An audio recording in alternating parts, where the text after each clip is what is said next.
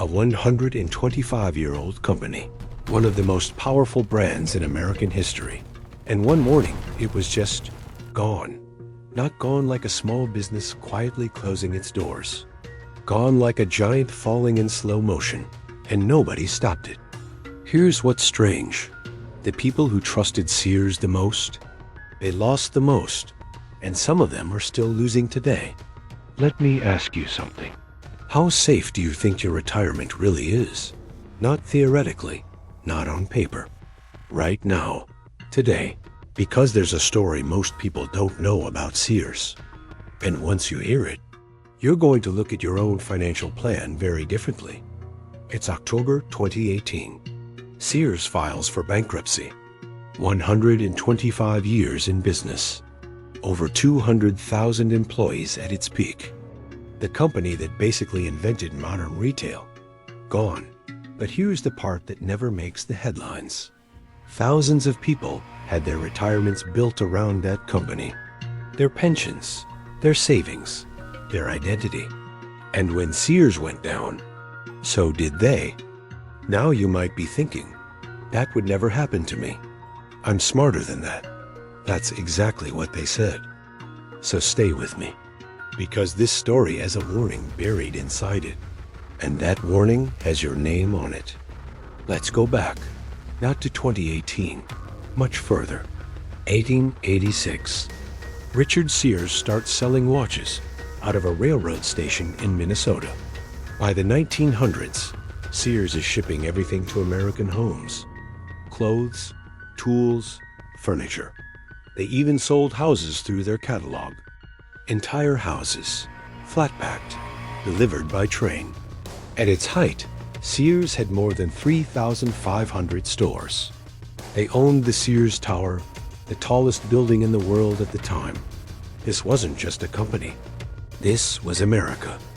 So what happened?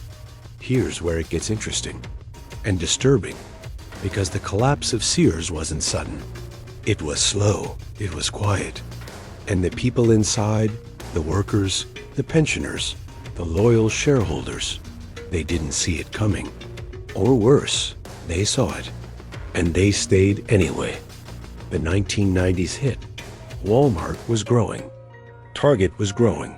Then the internet changed everything. Amazon showed up. And Sears? Sears did something that financial historians still shake their heads at. They had a chance to become Amazon. They had the catalog infrastructure, the distribution network, the customer trust. They could have dominated online retail. Instead, they bought Kmart. Think about that for a second. Two struggling giants merging, as if two sick people holding each other up makes either one healthy. But here's the real story. In 2005, a hedge fund manager named Eddie Lampert took control of Sears. He had a theory. He believed that the stores didn't matter. The real value was the real estate. So instead of investing in the stores, instead of competing, instead of trying, he started selling off the assets. Piece by piece. The stores got worse. Shelves were half empty. Staff disappeared. The customer experience became a ghost town. And while customers walked away, the pension fund was quietly being drained. Stop right there, because this is where your story might begin. Do you have a pension? A 401k tied to a single company? Stock in one employer? Because Sears employees had all of those things. And they believed, completely believed, that it was safe. After all, this was one of the most powerful companies in American history. If Sears could fail, what does that tell you about the company backing your retirement? Let me show you what happened to real people. Not numbers, people. Workers who spent 20, 30 years inside Sears, who turned down other job offers because they were loyal, who built their entire retirement plan around one thing. When Sears went bankrupt, the pension plan was underfunded, hundreds of millions of dollars short. The Pension Benefit Guaranty Corporation stepped in, but that only covers part of what retirees were promised. People who expected $2,000 a month. got 800. Some got less, after 30 years, after a lifetime. Here's the question nobody asks until it's too late. What is your retirement actually built on? Is it built on one company's promise? Is it built on one stock? One pension? One income stream? Because that's exactly what Sears workers thought was safe.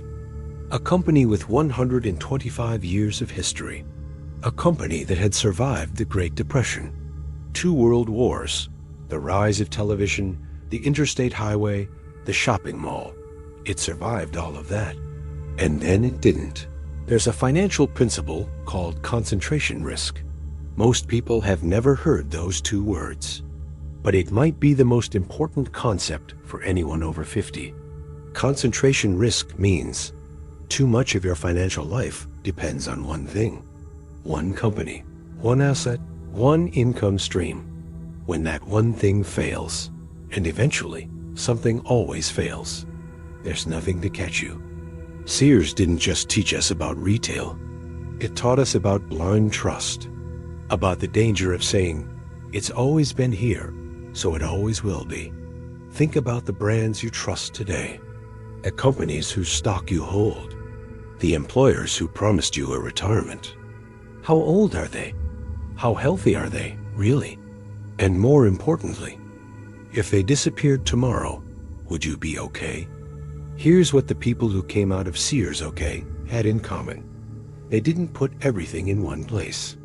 Social Security, personal savings, a small IRA, maybe a part-time income, multiple streams, multiple safety nets. Not because they were rich, because they were careful. Diversification is a word that gets thrown around so much it stops meaning anything. So let me say it differently. Don't let your entire future depend on one person's decision, one company's quarterly earnings, one board of directors you've never met. Because Eddie Lampert never met the Sears employees whose retirements he was managing. He was focused on something else entirely. And those workers paid for it with their futures. If you're over 50, here's your checklist. Not tomorrow, right now. 1. How much of your retirement is tied to a single company? 2. Is your pension insured? Is it fully funded? 3. Do you have savings outside of your employer? 4. Do you know what you'd receive if your pension was cut in half? These aren't scary questions. They're the questions that protect you. The Sears employees who never asked them found out the answers the hard way. The last Sears stores are still open today. A handful, barely breathing. The parking lots are empty. The shelves echo. It's a monument to something we keep forgetting. Nothing lasts forever. Not the biggest company. Not the oldest brand. Not the most trusted employer. So here's the final question. And I want you to sit with this one. If the company, the pension, the investment you're counting on right now, disappeared tomorrow, not slowly, tomorrow, would you be okay? If the answer is, I don't know, that's the most important thing you'll hear today. Because somewhere right now, there's a company that looks exactly like Sears did in 2003. Trusted, established, untouchable, and its employees are telling themselves the same thing Sears employees told themselves. We're safe. The question is one of those companies holding your future?